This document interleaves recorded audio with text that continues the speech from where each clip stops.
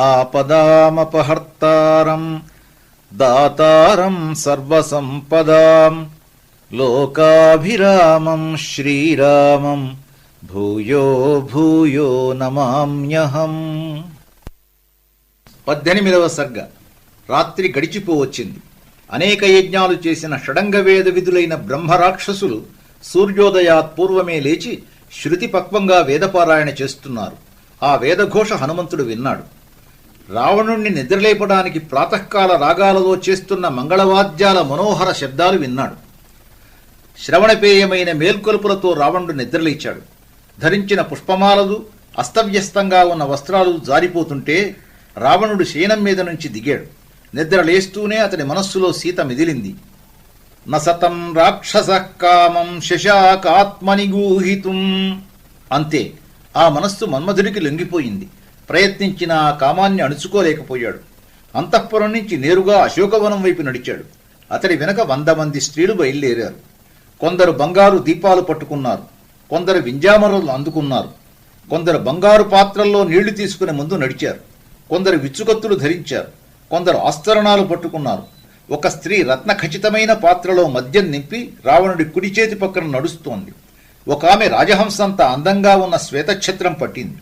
ఆ స్త్రీలందరూ మేఘాన్ని అనుసరించే మెరుపుతీగల్లా రావణుడి వెంట కదిలారు. ఆ స్త్రీలు భర్త మీద ఉండే గౌరవంతోనూ అతడి పట్ల మోహంతోనూ అతడిని అనుసరించి వెడుతున్నారే గాని వారు నడిచే స్థితిలో లేరు.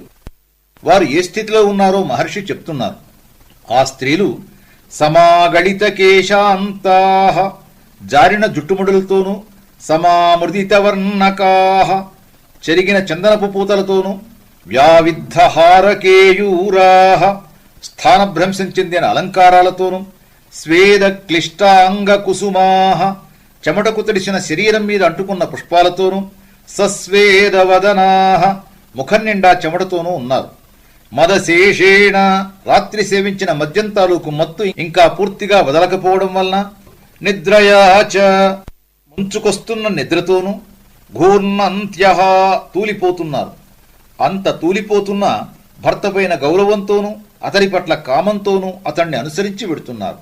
ఆ స్త్రీల మధ్య కామపరాధీనః, కామపరాధీనుడై, మందః, మందగించిన వివేకంతో, సీతాసక్తమనాః, సీత మీదనే లగ్నమైన మనస్సుతో, మందాంచిత గతిర్బభౌ, రావణుడు మెల్లగా అడుగులు వేస్తూ అశోకవనం చేరాడు.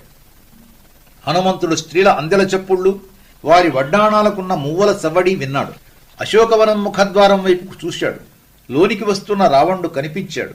అతడిలో మదం, దర్పం, కామం కొట్టొచ్చినట్లు కనిపిస్తున్నాయి. కళ్ళు ఎర్రగా ఉన్నాయి. మధితామృత ఫేనాభం, అమృతాన్ని చిలికితే వచ్చే తెల్లని నురుగులాంటి ఉత్తరీయం జారి బాహుపురులకు తగులుకొని వేలాడుతోంది. దాన్ని విలాసంగా పట్టుకుని ఠీవిగా నడిచి వస్తున్న రావణుడు కందర్పమపవిద్ధ శరాసనమివ, పుష్పధనుస్సును వదిలి వస్తున్న మన్మధుడిలా ఉన్నాడు. ఆ రాక్షసేంద్రుడు ప్రమదావనంలో ప్రవేశించాడు.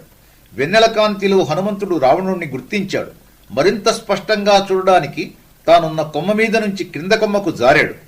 సతథాప్యుగ్రతేజాసన్ నిర్ధూతస్తస్య తేజసా పత్రగుహ్యాంతరే సక్తః హనుమాన్ సంవృతోభవత్.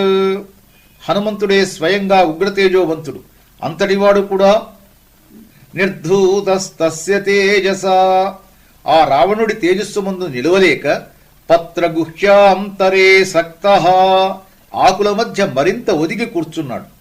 సీతను చూడాలని తహతహలాడుతూ రావణుడు ఆమె కూర్చున్న శింషిపా వృక్షాన్ని సమీపించాడు.